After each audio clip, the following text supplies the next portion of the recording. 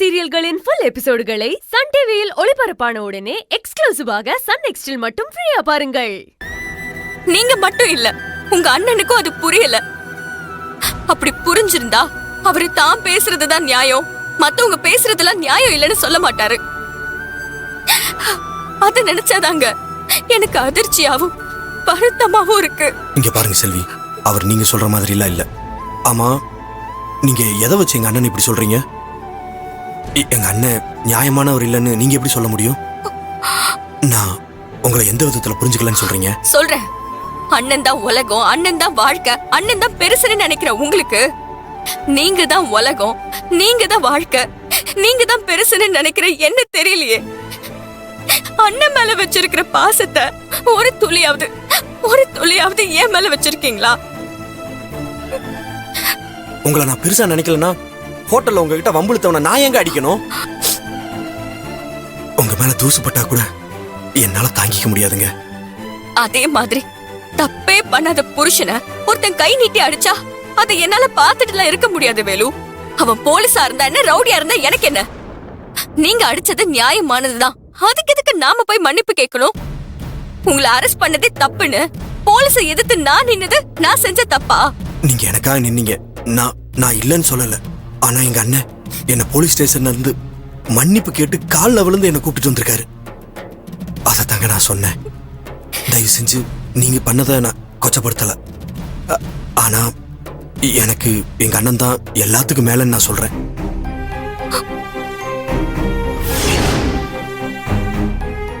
அது நல்லாவே இன்னைக்கு எனக்கு தெரிஞ்சிருச்சு.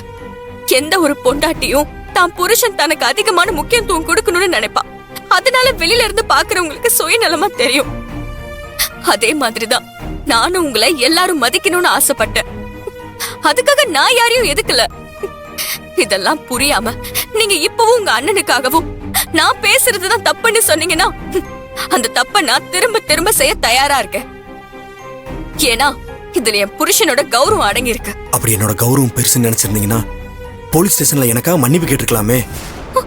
உங்க கௌரவம் தான் முக்கியம்னு அதை நீங்க பண்ணா விட்டீங்களே. ஆனா எங்க அண்ணன் அவரோட கௌரவம் மரியாதை எல்லாத்தையும் விட்டுட்டு எனக்காக மன்னிப்பு கேட்டார். அவருக்காக நான் கடைசி வரைக்கும் நிக்கணும். அதுதான் நியாயம். உங்க அண்ணன் பக்கம் இருக்கிற நியாயம் மட்டும்தான் உங்க கண்ணுக்கு தெரியுதுன்னா அந்த அளவுக்கு நீங்க அவரை குருட்டுத்தனமா நம்புறீங்க. அந்த நம்பிக்கையில சின்ன கடுகு அளவு கூட கட்டின பொண்டாட்டி ஏன் மேல இல்லையே. ஆமாங்க, நம்பிக்கை இல்லதான். எதை வச்சு உங்களை நம்ப சொல்றீங்க? இது வரைக்கும் என்கிட்ட எந்த விஷயத்திலேயாவது உண்மையா இருந்திருக்கீங்களா? சொல்லுங்க.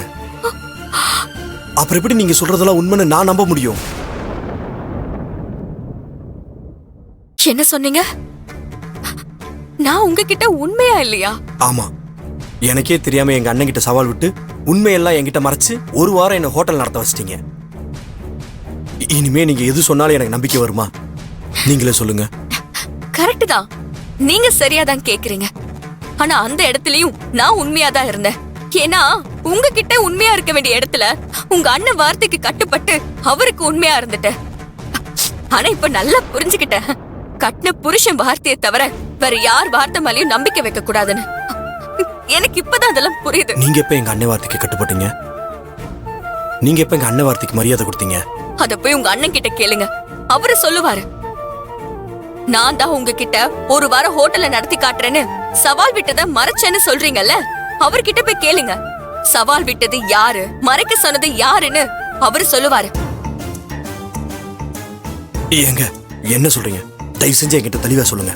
ஆமா, நீங்க அந்த அரிசி கடைக்காரங்கிட்ட போய் 1 லட்சம் ரூபாய் ஏமாந்துட்டு வந்தீங்களே, அப்போ உங்க அண்ணன் வீட்டுக்கு உங்களை தேடி எந்த நிலைமையில வந்தாருன்னு தெரியுமா?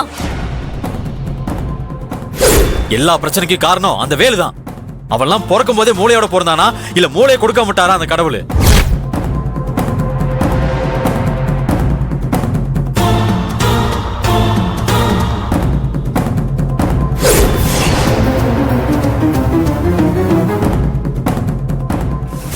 இப்படி உங்களால முடியாதுன்னு ஒட்டுமொத்த குடும்பமும் சொன்னப்ப உங்களால முடியும்னு உங்க மேல நம்பிக்கை வச்சு அந்த சவாலை நான் ஏத்துக்கிட்டேன். ஆனா அப்ப கூட உங்ககிட்ட மறைக்கணும்னு ஒண்ணு நான் நினைக்கல. உங்க அண்ணன் தான் இது இப்போதைக்கு என் தம்பி கிட்ட சொல்ல வேண்டான்னு இங்க எல்லார்கிட்டயும் சொன்னாரு. அண்ணன் சொல்லுச்சா? ஆமா, அவரோட வார்த்தைக்கு மரியாதை கொடுத்துதான் நான் உங்ககிட்ட இருந்து உண்மையை மறைச்சேன். ஆனா என்ன சொல்ல வேண்டாம்னு சொல்லிட்டு அவரு உங்ககிட்ட சொன்னா அதுக்கு என்ன அர்த்தம்? நீங்க அவரோட வார்த்தைக்கு கட்டுப்பட்டு இருக்கிற மாதிரிதான் நானும் அவரோட வார்த்தைக்கு மரியாதை கொடுக்கணும்னு அது உங்ககிட்ட சொல்லாம இருந்தேன். இதெல்லாம் உங்ககிட்ட சொன்னாலும் புரியாது. ஏன்னா உங்க அண்ணன் பாசம் உங்க கண்ணை மறைக்குதுல.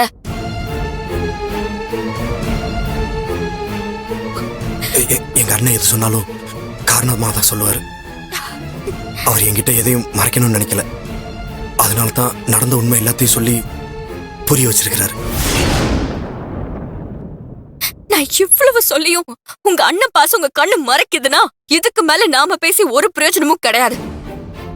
நீங்க நீங்களாவே இருங்க. ஒரு நாள் உண்மை உங்களுக்கு தெரியும். அப்போ நான் பண்ணதுதான் சரின்னு நீங்களே சொல்லுவீங்க. அந்த நம்பிக்கை எனக்கு இருக்கு.